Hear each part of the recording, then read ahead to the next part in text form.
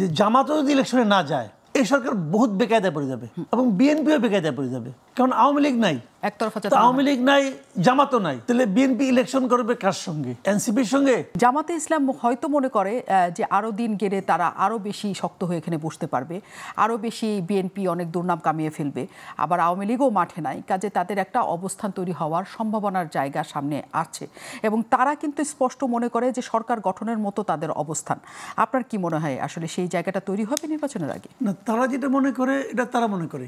আমরা ছোটবেলায় দেখতাম, বুঝছেন, ওই পরীক্ষার আগে যখন প্রিপারেশন ঠিকঠাক মতো না হইতো তখন বলতাম যে পরীক্ষার ওই 7 দিন পিছিয়ে যেত, এরপরে আমি এমন প্রিপারেশন নিতাম যে হায়েস্ট মার্কটা আমি পাইতাম। যদি 7 দিন পিছিয়েও যেত আমি যা পাবার তাই পাইতাম। ওই 7 দিনে কিছু হয় না রে ভাই। এই ভোট 7 দিনে হয় না, 3 মাসে হয় না। 3 মাস পিছাইলেই ভোটের হাওয়া চেঞ্জ হয়ে যায় না।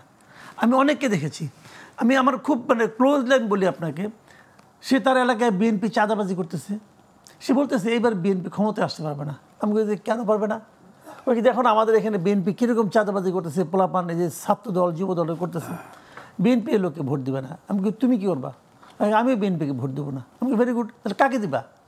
আর কথা বলতে পারে না, কারণ কাকে দেবে সে আর বলতে পারে না। তখন যখন তার কাছে বিকল্প হিসেবে জামাত আসে তখন সে আর বলতে পারে না। বাংলাদেশের জামাতের এটাই ইমেজ।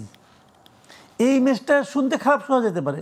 অনেকে বলে জামাতের এত লোক হয়েছে, আবার একজন লোক আমাকে এটাও বলছে জামাতের এত লোক হওয়ার মানে হলো গিয়া জামাতের সারা দেশে যত ভোট আছে সবগুলো এইগুলি, এই কটাই তাদের ভোট। তো এটি হলো রিয়েলিটি ভাই। মিটিং কত বড় হয় এটা দেখে আপনি বুঝতে পারবেন না যে সাধারণ মানুষের মধ্যে তাদের জনসমর্থন কি পরিমাণ আছে। জামাতের নামে আমি আজকে একটা কথা বলেছেন, তারা বলেছেন সংস্কার, বিচার, জুলাই সনদ বাস্তবায়ন না হওয়া পর্যন্ত নির্বাচন হলে তারা মানবেন না, তারা আন্দোলনে যাবেন। এখন সংস্কার, বিচার সবগুলোই আসলে দীর্ঘমেয়াদী ঘটনা। দেখেন, ওনারা যদি না মানেন নির্বাচন, এটা কিন্তু সরকারের জন্য বিব্রতকর।